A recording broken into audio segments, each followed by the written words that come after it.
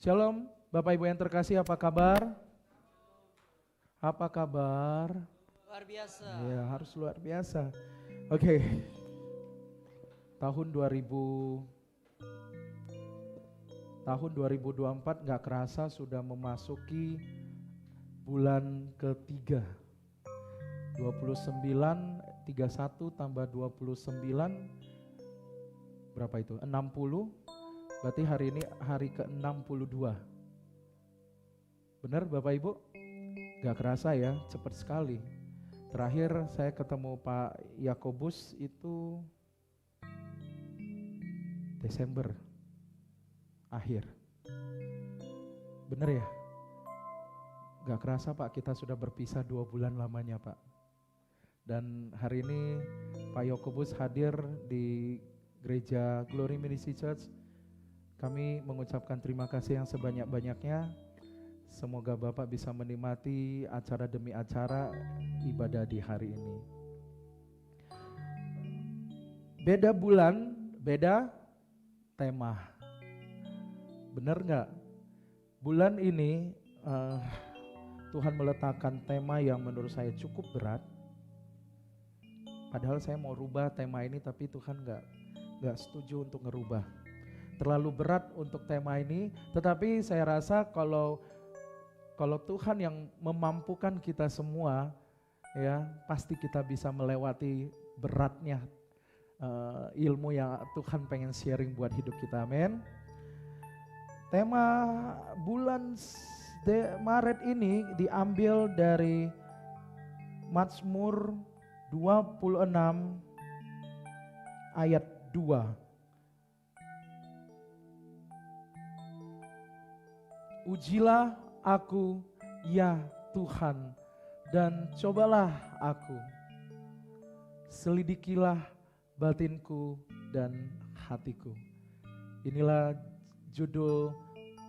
tema sepanjang bulan Maret 2024, dan hari ini pun saya akan mengambil judul yang sama dengan tema ini. Ujilah aku ya Tuhan dan cobalah aku, selidikilah batinku dan hatiku. Mari kita baca detail ya. Jadi kalau kita mengutip ayat, kita harus ngerti ini cerita apa, asal mulanya apa, dan siapa yang menulis cerita ini. Ya. Kitab Mazmur untuk pasal 26 ini ditulis oleh seorang anak gembala,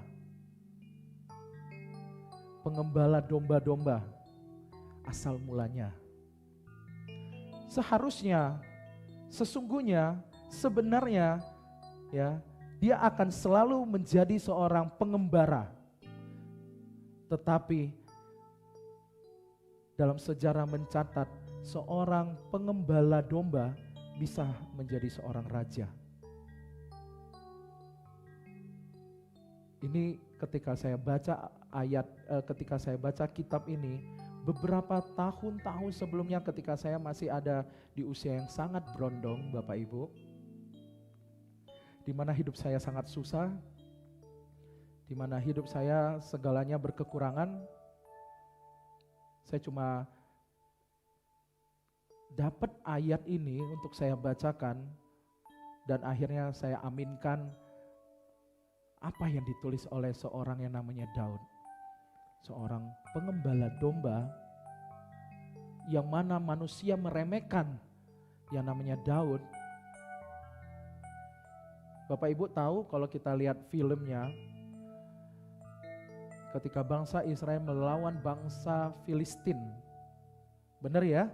Yang dilawan adalah bangsa Filistin. Dalam sejarah mencatatkan bangsa Filistin itu badannya gede. Saking gedenya dinamakan yang namanya Goliat. Jadi Bapak Ibu bisa bayangkan Goliat itu badannya gede. Bahkan lebih gede dari King Kong.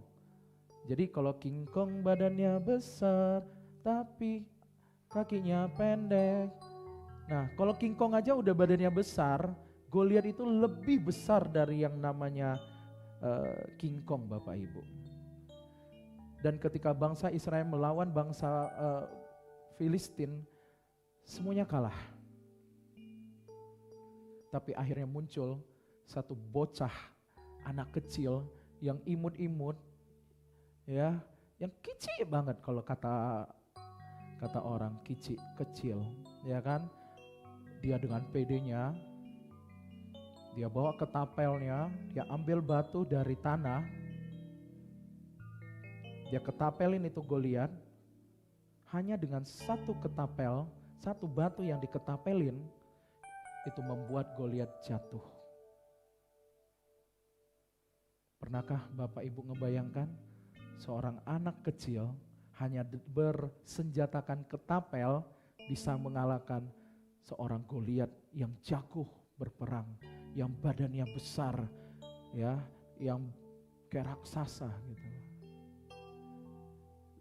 Saya terpikir, saya ini siapalah Tuhan? Ya, saya dari keluarga, dari satu kota di Sumatera Utara, di mana saya punya orang tua hanya punya toko kecil. Ya. Dan saya cuma dikasih kesempatan oleh orang tua saya untuk kuliah setinggi-tingginya. Itu cita-cita orang tua saya, Bapak Ibu. Pokoknya saya masih ingat pesan dari orang tua saya bilang, Mike, Papi dan Mami gak bisa kasih harta yang banyak buat Mike. Tapi harta yang bisa Papi dan Mami berikan buat hidup seorang Mike adalah pendidikan yang tinggi. Setinggi-tinggilah kamu berkuliah, setinggi-tinggilah kamu meraih pendidikan, dan itu harta yang akan kamu bawa sampai kamu mati. Bapak Ibu, akibat dari dogmatis dari papa saya dan mama saya, hari ini saya masih kuliah dan kuliah Bapak Ibu. Karena saya pikir simple, seorang Michael yang gak ada apa-apanya, ya harta yang bisa saya banggakan dalam hidup seorang Michael adalah pendidikan Bapak Ibu. Makanya Bapak Ibu jangan kaget ketika saya punya title yang cukup banyak menemani nama saya yang cukup pendek. Nama saya cuma Michael Bapak Ibu. Tapi di belakang nama Michael ada SH, ada ST, ada MKN, ada MTH. Dan Bapak Ibu tolong bawa dalam doa setiap Bapak Ibu. Tolong bawa dalam doa di tahun ini saya akan menambahkan satu title yang tidak di belakang lagi. Karena udah terlalu berat yang belakang. Saya pengen menambahkan satu title yang di depan, ya. Doain tahun ini saya akan menyelesaikan kuliah S3 doktor saya. Ya, doain, saya lagi bergelut nih dengan disertasi saya. Ya, tolong bawa dalam doa Bapak Ibu semuanya, amin. Nah, sama seperti seorang Daud, ya. Kita harus tahu, sempat Samuel bertanya kepada Tuhan, kenapa Tuhan milih Daud? Why you choose Daud? Ya, tahu nggak apa jawaban Tuhan kepada seorang Nabi Samuel? Saya tidak lihat paras. Artinya apa? Tuhan gak lihat gantengnya lu bro. Tuhan gak lihat cantiknya lu. Tuhan gak lihat duitnya lu. Tuhan gak lihat dandanannya kita semua. Tuhan gak peduli itu semua. Tapi Tuhan peduli dengan hati kita. Itulah sebabnya Daud berhasil dipilih oleh Tuhan untuk menjadi raja, gantikan yang namanya Raja Saul Bapak Ibu. Hatinya Daud murni, tulus di mata Tuhan Bapak Ibu. Ya, saya harus ceritakan latar belakang dulu sebelum masuk ujilah aku Tuhan. Ini gak gampang. Setiap kita sekolah, setiap kita kuliah, apa yang paling kita benci? Apa yang kita paling benci ketika kita kuliah, Pak, Bu? Ujian. Benar? Bukan kuliahnya. Ujiannya. Sama, nanti saya juga yang saya takutin adalah ketika saya harus ujian disertasi di hadapan profesor-profesor. Sama semuanya, ujian kehidupan yang paling melelahkan itu adalah ujian, dan ujian. Tapi seorang Daud berani ngomong, berilah keadilan kepadaku, ya Tuhan, sebab aku telah hidup dalam ketulusan. Kepada Tuhan aku percaya dengan tidak ragu-ragu. Saya bisa sampaikan kepada Bapak Ibu, begitu beraninya seorang Daud meminta yang namanya keadilan. Tuhan, mana keadilan-Mu Tuhan? Saya ini sudah tulus, saya sudah baik, saya sudah benar-benar menjalankan semua hal yang Engkau inginkan dalam hidup diri saya Tuhan. Mana keadilan-Mu? Mana keadilan-Mu? Berikan keadilan kepadaku.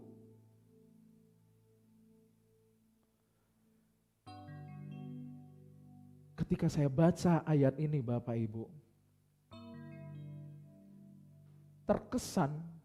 terkesan seorang Daud ini sombong. Terkesan. Ya. Tetapi sesungguhnya ya, setelah saya merenungkan Mazmur 26 ayat 1 sampai 12 yang nantinya kita akan baca, ya. Kenapa saya menjelaskan dulu supaya nanti ketika kita baca kita mengerti. Ya. Terkesan sombong, tapi sebenarnya sesungguhnya Daud itu enggak sombong, karena Daud itu sudah melakukan hal yang benar di mata Tuhan. Daud itu sudah tulus, sudah benar-benar percaya dan tidak pernah ada keraguan seorang Daud terhadap Tuhannya. Tidak ada keraguan dan Daud tulus menjalankan semua hal itu. Itu sebabnya Daud berani meminta yang namanya keadilan. Bapak Ibu yang terkasih, kadang kita mengalami kehidupan yang pelik, kehidupan yang susah. Kita bergelut day by day dari kehidupan kita, dan kita sering teriak, Tuhan, Tuhan mana? Aku ini udah setiap hari berdoa, aku ini udah setiap hari baca Alkitab, aku udah setiap hari menjalankan apa yang Engkau mau dalam hidupnya aku Tuhan. Tapi kok kok aku masih kayak gitu ya? Kok ya Tuhan masih kasih saya cobaan ya? Kok ya Tuhan masih kasih pergumulan? Kok gak selesai-selesai Tuhan? Pertanyaan saya simple buat hidup kita. Ketika kita berani ngomong itu kepada Tuhan, berani gak kita minta Tuhan ujilah hati kita? Benar, hidup kita sudah sungguh-sungguh mengasihi Tuhan. Benar gak hidup kita sudah ngikutin apa yang Tuhan inginkan? Benar gak? Cek deh. Kalau kita punya sakit, kita sering cek darah. Ya, kalau ada masalah di kepala, kita MRI, USG, kalau tubuh, perut dan sebagainya. Ayo mari saatnya kita cek dulu hati kita. Sudah gak kita sungguh-sungguh menjalankan apa yang Tuhan inginkan dalam hidup kita?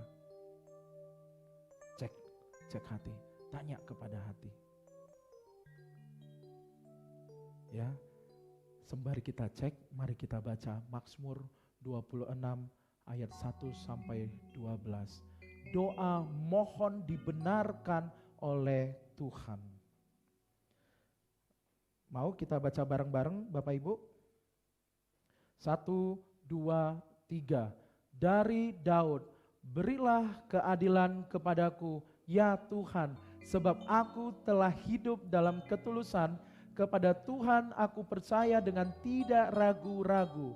Ujilah aku ya Tuhan, dan cobalah aku, selidikilah batinku dan hatiku. Sebab mataku tertuju pada kasih setiamu, dan aku hidup dalam kebenaranmu. Aku tidak duduk dengan penipu, dan dengan orang munafik aku tidak bergaul. Aku benci kepada perkumpulan orang yang berbuat jahat, dan dengan orang fasik aku tidak duduk. Aku membasuh tanganku, tanda tak bersalah, lalu berjalan mengeliling mesbah-Mu ya Tuhan, sambil memperdengarkan nyanyian syukur dengan nyaring dan menceritakan segala perbuatan-Mu yang ajaib. Tuhan, aku cinta pada rumah kediaman-Mu dan pada tempat kemuliaan-Mu bersemayam. Janganlah mencabut nyawaku bersama-sama orang berdosa, atau hidupku bersama-sama orang penumpah darah, yang pada tangannya melekat perbuatan mesum dan pada tangan kanannya menerima suapan. Tetapi aku ini hidup dalam ketulusan. Bebaskanlah aku dan kasihanilah aku. Kakiku berdiri di tanah yang rata. Aku mau memuji Tuhan dalam jemaah.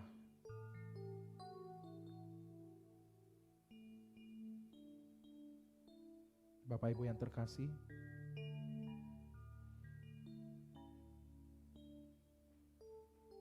kita lihat tulisan seorang Daud. Makanya saya bilang Bapak Ibu, kalau saya gak akan pernah bergaul dengan orang jahat. Saya gak akan pernah bergaul dengan orang yang suka gibahin orang. Saya gak akan pernah bergaul dengan orang yang fasik. Sorry ya, saya gak akan duduk bareng makan sama dia. Ayo. Kenapa? Karena saya harus jaga hati saya supaya saya gak ketularan seperti orang jahat itu. Supaya saya tidak ketularan seperti orang fasik. Ya, makanya saya juga sering bilang, ayam akan hanya mampu berteman dengan seorang ayam, dan burung hanya akan mampu berteman dengan seekor burung. Burung tidak mungkin bisa berteman dengan ayam, karena ayam tidak mengerti apa yang dilakukan oleh burung, dan burung tidak memahami apa yang dilakukan oleh ayam.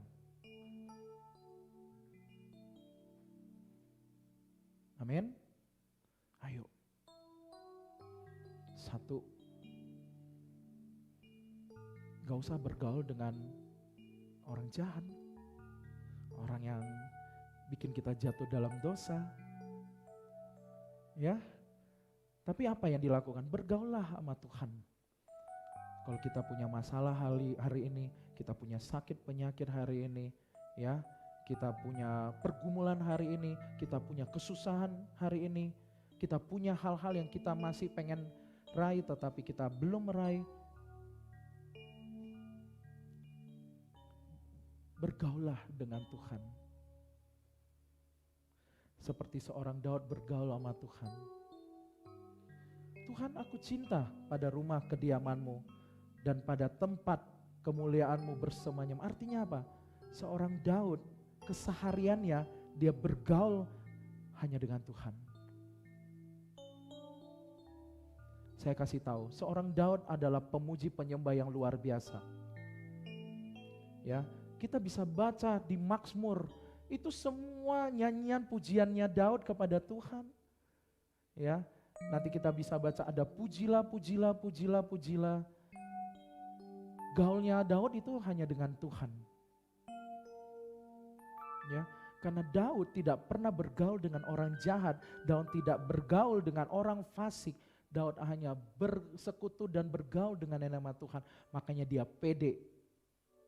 Jangan cabut nyawaku bersama orang yang berdosa, atau hidup dengan orang yang penumpah darah. Aku ini hidup dalam ketulusan. Bebaskanlah aku, kasihanilah aku. Kakiku berdiri di atas tanah yang rata, aku mau memuji Tuhan dalam jemaah. Bapak Ibu yang terkasih dalam Tuhan. Daud pengen men-state kepada Tuhan kalau dia bersih di hadapan Tuhan.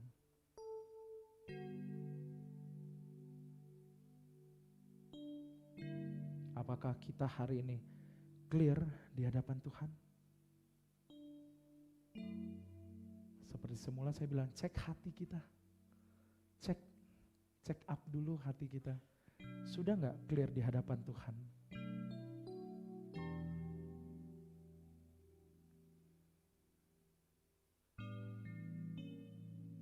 Di dalam bahasa Inggris, Mazmur 26 ayat 1 itu mengambil istilah vindicate.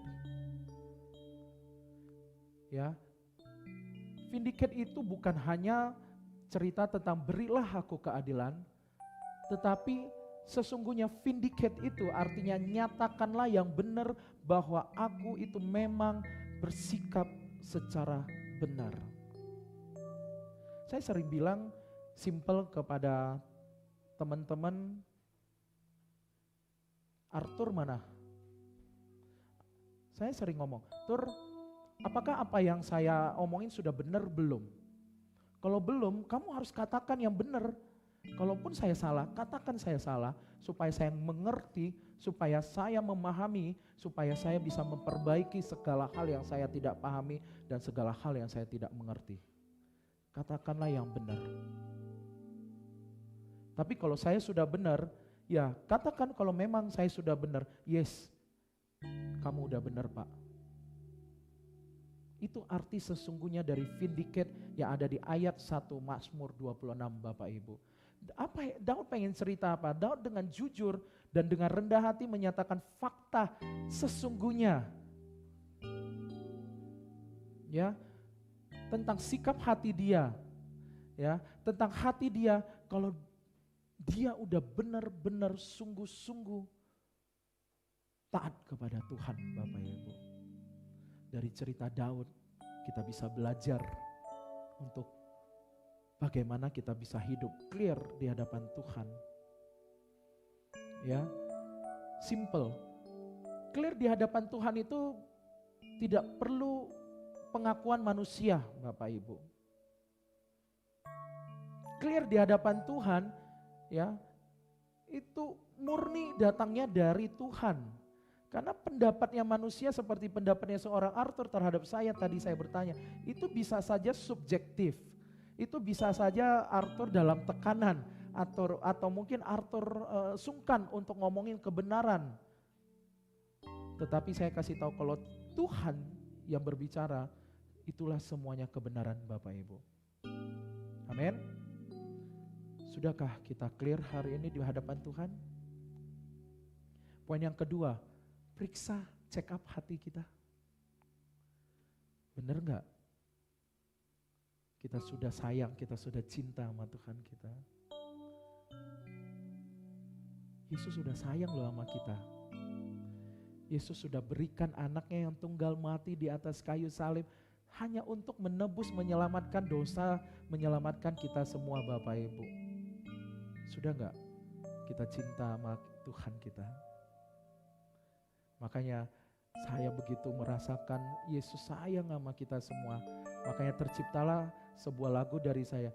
Yesus sayang aku, Yesus sayang kamu, Yesus sayang kita, semuanya disayang. Jesus loves me, Jesus loves you, Jesus loves us, Jesus love you and me. Yesus menjagaku setiap hari, Yesus peliharaku setiap waktu. Yesus menolongku dalam susah maupun senang. Yesus setiap hari selalu baik. Saking saya merasakan cintanya Tuhan dalam hidup saya ciptain sebuah lagu. Yesus sayang. Sekarang kita balikin. Bapak Ibu, kalau kita menemukan seorang yang sangat sayang sama kita, apakah kita akan menyayangi orang tersebut? Ini saya akan bertanya dulu ya. Kete, kamu sudah gak menemukan seorang yang sangat-sangat sayang sama kamu? Siapa orang itu? Oke, Tuhan kan, anggaplah Tuhan gak ada dulu. Keluarga, lebih spesifik orangnya siapa? Ya, Ribka. Keluarga Ribka belum jadi keluarga loh. Berarti kamu pengen bilang kamu sudah menemukan seseorang yang sangat mencintai diri kamu. Yang namanya Ribka.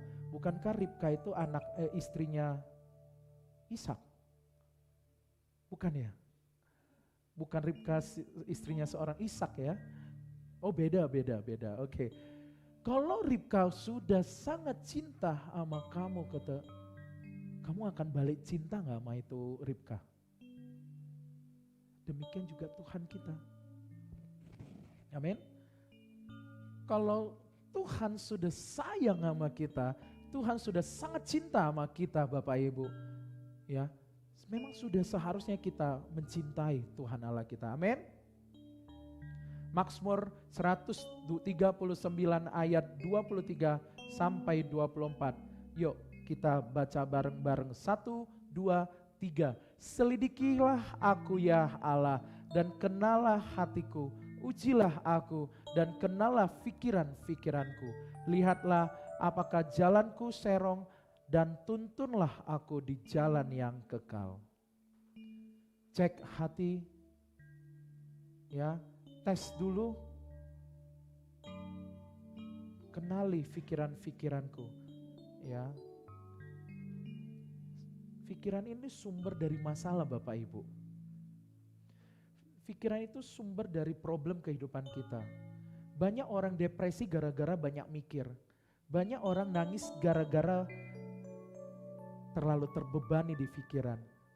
Banyak orang stres gara-gara capek mikirnya. Ya.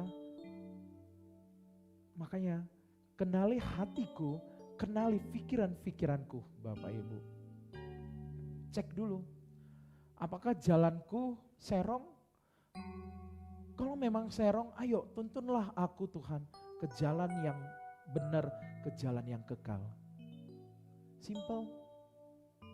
Ketika seorang Kete sudah dicintain sama seorang yang namanya Ribka, apakah Kete masih suka chatting-chattingan sama cewek lain? Cek dulu. Cek di handphone, di WhatsApp, atau di chattingan di Gojek. Ada gak chattingan sama cewek di chattingan Gojek? Cek, kalau memang Kete masih ngechat sama cewek lain, ayolah Kete minta ampun. Kete udahlah lewatin, gak usah dilakukan, udah balik lagi ke jalan yang benar. Amin. Sama hidup kita juga sesekali kita sering salah. Kita bisa jatuh dalam dosa. Kita kadang bisa lupa sama Tuhan. Kadang kita, bukan kadang lagi, kita sering melupakan Tuhan kita. Karena kita sibuk dengan aktivitas kita sibuk dengan ambisi kita sibuk dengan segala hal yang kita hendak kejar dalam kehidupan kita. Sehingga Tuhan dijadikan nomor 2. Bahkan bukan nomor 2, nomor 3, nomor 4, nomor 5, nomor 6. Ayo check up our heart. Sudah enggak? Sudah enggak kita benar di mata Tuhan? Amin. Kenalilah inti dan kenalilah kemurnian. 1 Korintus 13 ayat 5. Baca bareng-bareng yuk. 1, 2, 3. Ujilah dirimu sendiri, apakah kamu tetap tegak di dalam iman? Selidikilah dirimu. Apakah kamu tidak yakin akan dirimu bahwa Kristus Yesus ada di dalam diri kamu? Sebab jika tidak demikian, kamu tidak tahan uji. Iman dikaitkan lagi dengan tema bulan lalu. Nyambung ya. Bener gak? Bulan Februari kita cerita iman.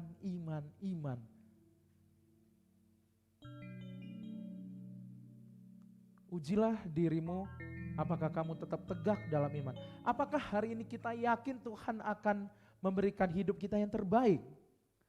Apakah kita yakin Tuhan akan menyembuhkan sakit penyakit kita? Apakah hari ini kita yakin kalau Tuhan akan menyelesaikan problem kehidupan kita?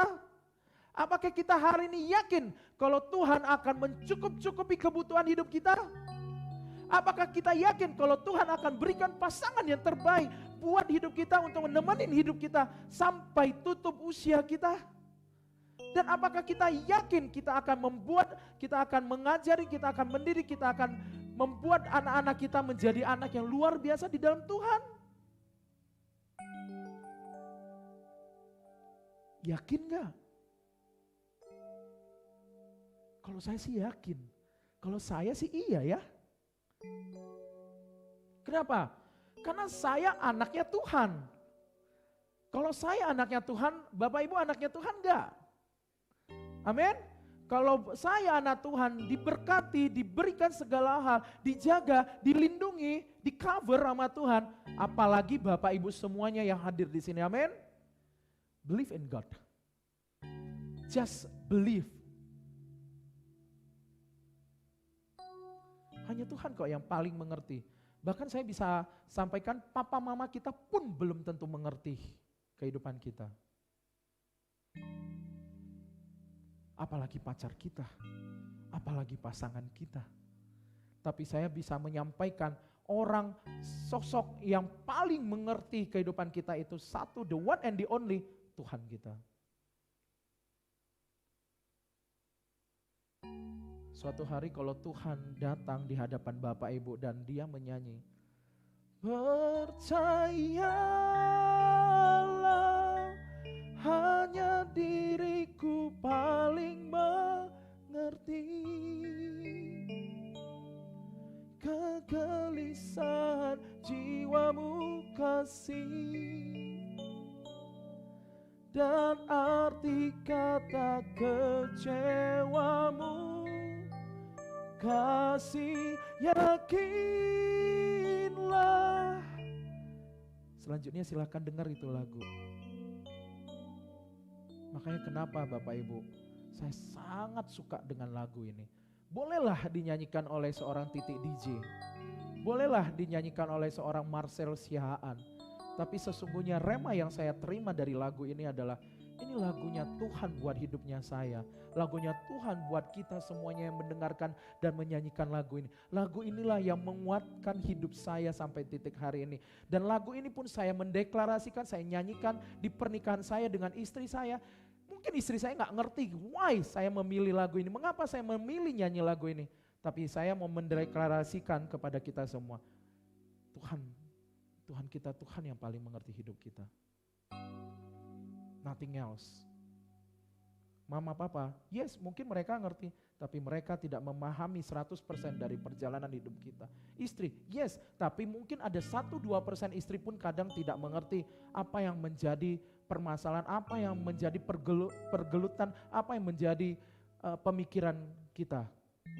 Tapi saya bisa yakini 100% Tuhan tahu. Tuhan tahu. Dan Tuhan benar-benar sayang sama kita Bapak Ibu. Amin. Yang keempat, ujilah segala sesuatu dan peganglah yang baik. Ya, kehidupan kita diuji dan diuji. Tapi ingat, kita harus selalu berpegang hal yang baik. Saya bilang, dan saya sering beberapa kali bilang ke Pak Yakobus, ayo kita hadapin. Bener Pak, hadapin aja. Kita yakin kita benar. Kita yakin, ujilah, beruji, capek. Saya bisa ngerasain ketika kita diuji, itu capeknya luar biasa. Sama, saya diuji dengan kasus 2021, baru kelar 2024. 2020, 4 tahun. 4 tahun. Capek, stres, lumayan. Menguras tenaga, menguras segala hal. Tapi kalau kita berpegang hal yang baik, ya kita akan lulus ujian. The ending dari ujian kita akan cap, lulus, tamat, wisuda. Amin. Ujian apa yang Bapak Ibu sedang hadapin hari ini? Cobaan apa yang Ibu sedang hadapin hari ini? Sakit penyakit apa yang sedang bergelut di dalam tubuh kita hari ini? Hadapin aja. Selalu percaya Tuhanlah yang akan menyelesaikan semua ujian-ujian kita. Selama kita berjalan pada jalan yang benar. Selama kita on the track-nya Tuhan. Ikutin aja langkah Tuhan.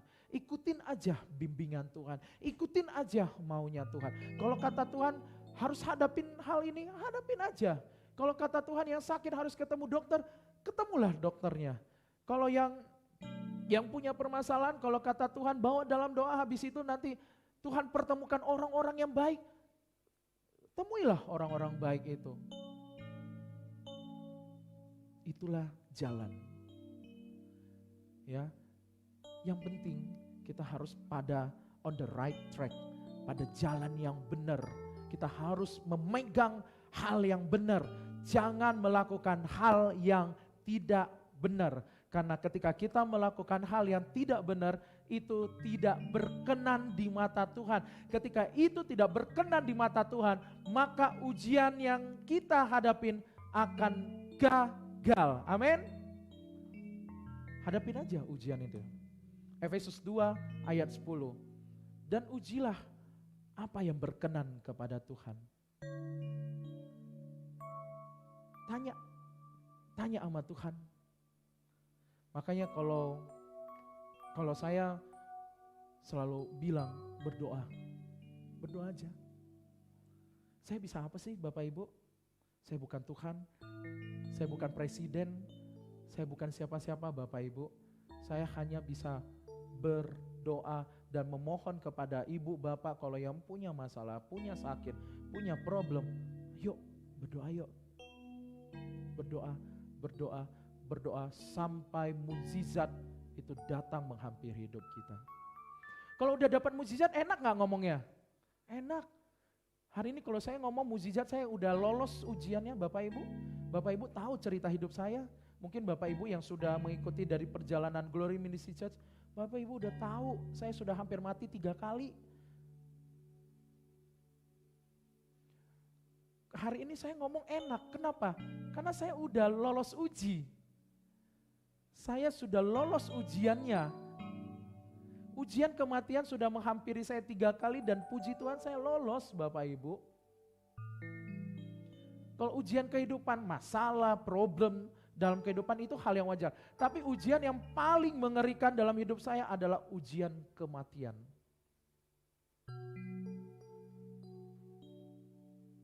Sakit Bu, saya pernah sakit Bu. Saya menghadapi sakit yang udah gak bisa disembuhkan.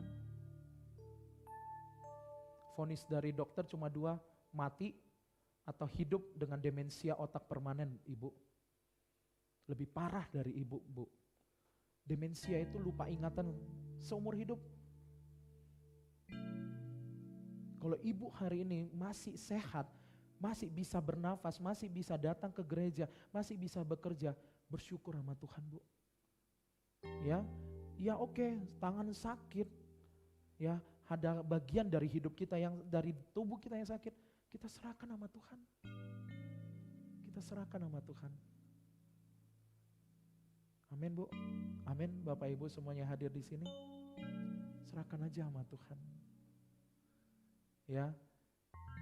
Buat saya, ujian yang paling mengerikan dalam hidup saya adalah ujian kematian, Bapak Ibu. Dan kalau Tuhan yang berkenan, Tuhan yang akan meloloskan ujian kita. Tuhan yang akan menyelesaikan permasalahan hidup kita. Tuhan yang akan menyembuhkan sakitnya kita. Tuhan akan membuka pintu-pintu, tingkap tirai semuanya. Tuhan buka semuanya. Dan kalau Tuhan yang sudah buka, kalau Tuhan yang sudah berikan, kalau Tuhan yang sudah bekerja, siapa yang bisa melawan? Amin.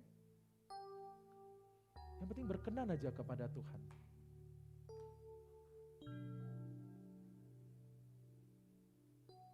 Inilah 4 poin yang saya sampaikan untuk khotbah ujilah aku, ya Tuhan. Cobalah aku, selidikilah batinku dan hatiku. Ya, 1, mau baca bareng-bareng Bapak Ibu? Yuk, 1, 2, 3. 1, saya clear di hadapan Tuhan. 2, periksalah hatiku, apakah aku mencintai yang Tuhan cintai. 3, kenalilah inti dan kenalilah kemurnian. 4, ujilah segala sesuatu dan peganglah yang baik. Bapak Ibu yang terkasih dalam Tuhan, di dalam Alkitab semua tokoh diuji. Ya, saya mau buka satu tokoh cerita ujian beliau ini sangat menyengsarakan hidup dia. Apakah Bapak Ibu tahu seorang tokoh yang bernama Ayub? Menyedihkan gak kisah Ayub? Bapak Ibu, menyedihkan gak kisah Ayub?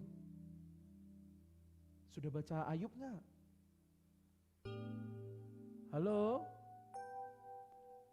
Ayub ceritanya apa? Apa? Ayub dicobai sama iblis. Dan Tuhan mengizinkan iblis mencobai yang namanya Ayub. Sadis gak? Saya baca aja sempet. Kalau saya kan orangnya eksplosif ya. Meledak-meledak kalau baca ya. Kalau dapat sesuatu hal itu saya sering meledak. Saya bilang, Tuhan lu aneh. Ya, kok lu izinkan iblis datang ke surga dan negosiat sama Tuhan untuk mencobai yang namanya Ayub. Kalau bahasa saya kan bonau. Ngerti bonau, Calvin? Gak punya otak. Iblis bisa datang ke rumahnya Tuhan, ya, untuk ngomong sama Tuhan, untuk ngetes yang namanya Ayub. Baca kitab Ayub. Tapi Tuhan tahu hatinya Ayub. Tuhan tahu Ayub pasti melewati ujian ini.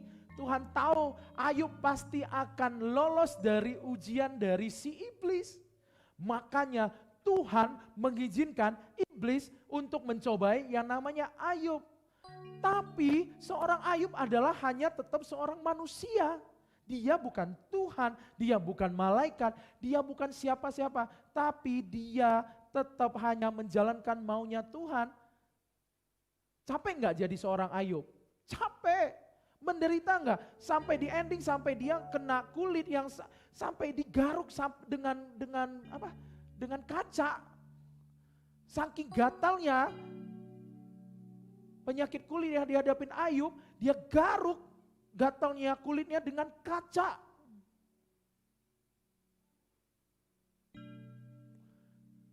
Saking menderitanya Ayub, semua anaknya Ayub mati.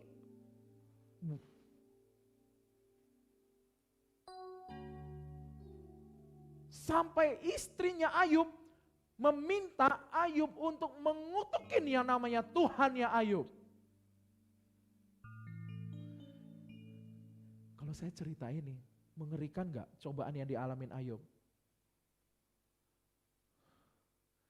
Tapi apa yang dilakukan Ayub? Ayub tetap bertahan. Ayub tetap setia.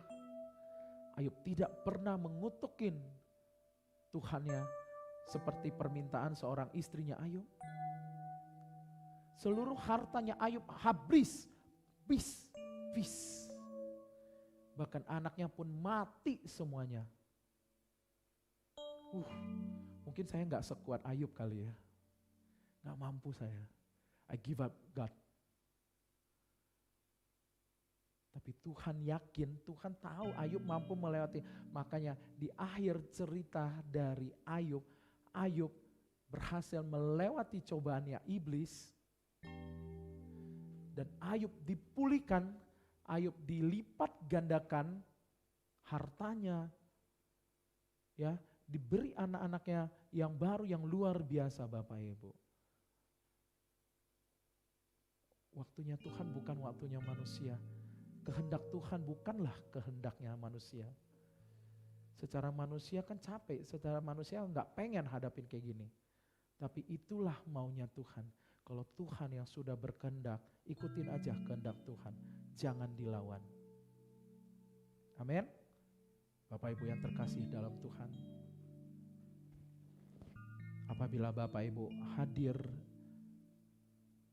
di gereja hari ini, atau siapapun yang nonton di live streaming hari ini, yang punya beban dan berbeban berat hari ini, saya cuma bilang, serahkan sama Tuhan. Kalau ibu bapak yang hari ini sakit, mintalah kepada Tuhan. Maunya Tuhan apa? Kalau memang Tuhan berkehendak untuk melakukan A, lakukanlah. Kalau Tuhan memang pada akhirnya mengharuskan kita menjalankan proses demi proses di rumah sakit, ketemu dokter ini, ketemu dokter itu, jalanin aja, jangan dilawan. Ya, kalau hari ini Tuhan sedang berproses kehidupan kita, dikasih sesuatu hal yang gak enak, nikmatin aja, walaupun itu susah. Amin. Ayo,